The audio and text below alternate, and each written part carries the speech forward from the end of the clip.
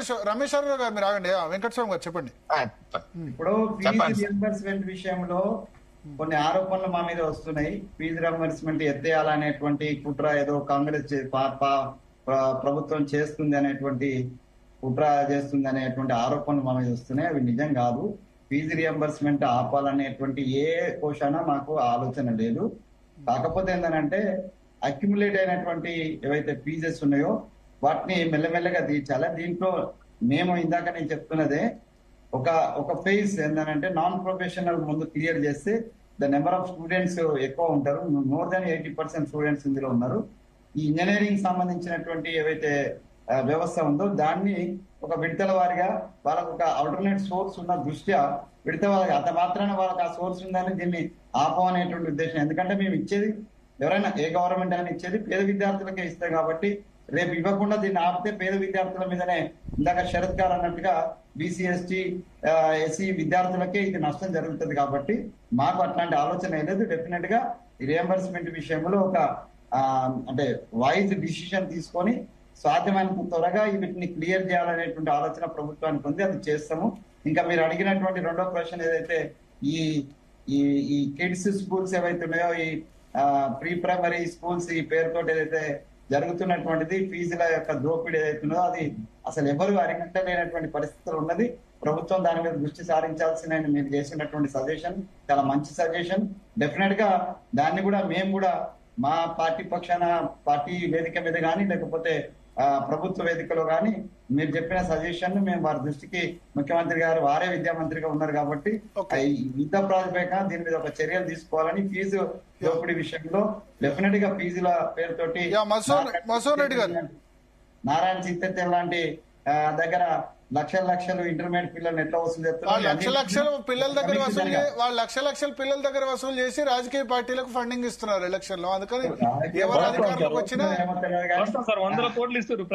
Election లో ఇప్పుడు మాకు మీడియాకు కూడా వినండి, మాకు కూడా మీడియాకు రిజల్ట్ వచ్చినప్పుడు మాకు కూడా వేసేస్తారు. అట్లా కుక్కకు బొక్కేసేట్టు 1 2 3 అని వేస్తారు. మేము కూడా ఒప్పుకోవాలి కదా. మాకు కూడా 1 2 1 2 3 1 2 3 అని కొంచెం నడిపించాలి మేము కూడా. అందుకని చెప్తున్నా మేమేం తక్కువ తినలేదని చెప్తున్నా. మేమేం తక్కువ తినలేదు. మేము కూడా మాకు కూడా ఛానల్స్ రావాలంటే మేము కూడా తీసుకుంటామని చెప్తున్నా. యాక్సెప్ట్ చేస్తున్నా నేను.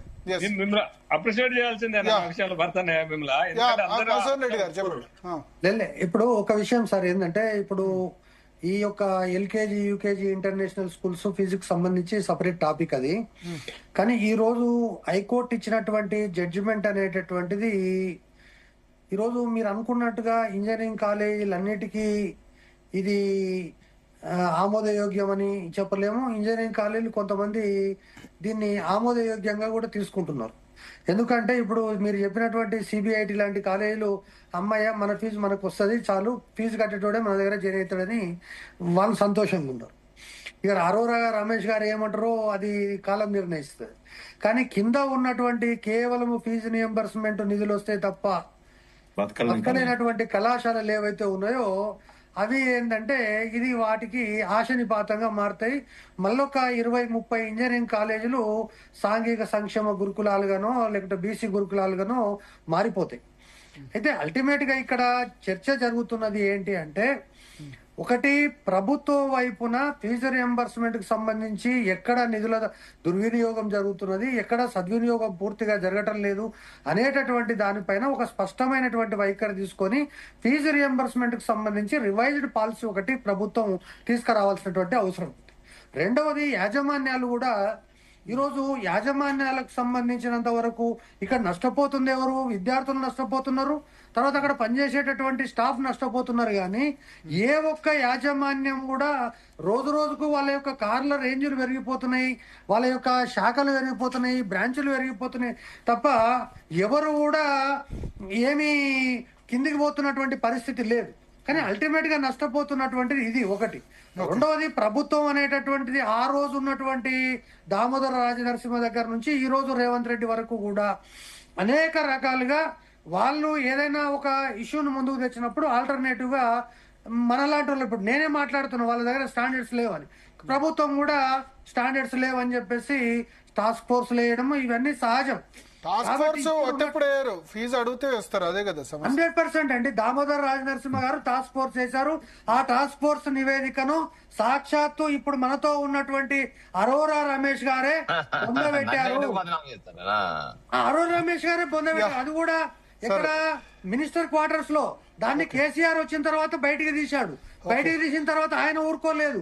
ఆయన కూడా కాలేజీలకు వెళ్లి ఈ యొక్క వ్యవహారాలను చేసి వాళ్ళ నోరు మూపించి 35,000 చాలు అనేటటువంటి అగ్రిమెంట్ జరిగింది.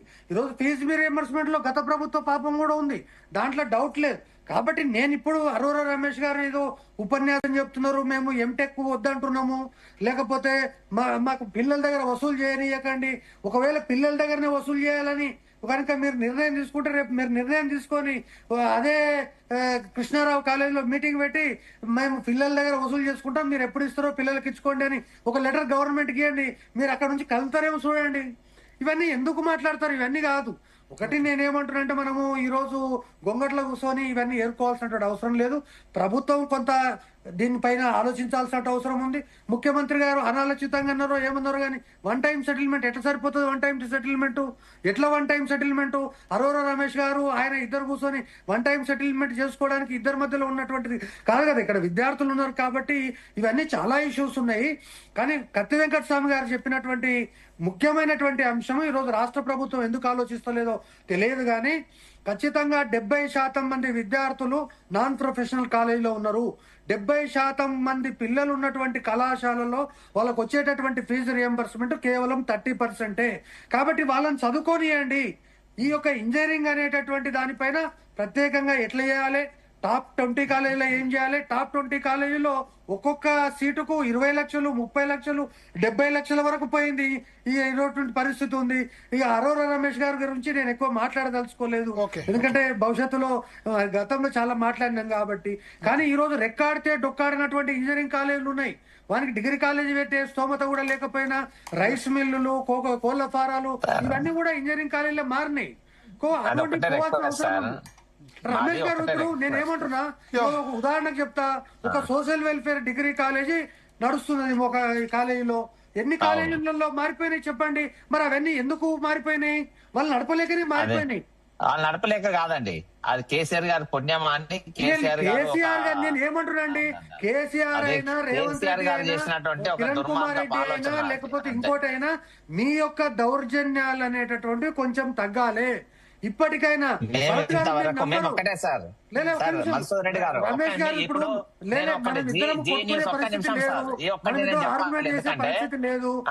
లేదు ఈ ఒక్క విషయం నన్ను అలో చేయని చెప్పడానికి, నేను జీ న్యూస్ ముఖంగా మీ అందరి మిత్రులకు, ప్రభుత్వానికి ఒక రిక్వెస్ట్ చేస్తాను.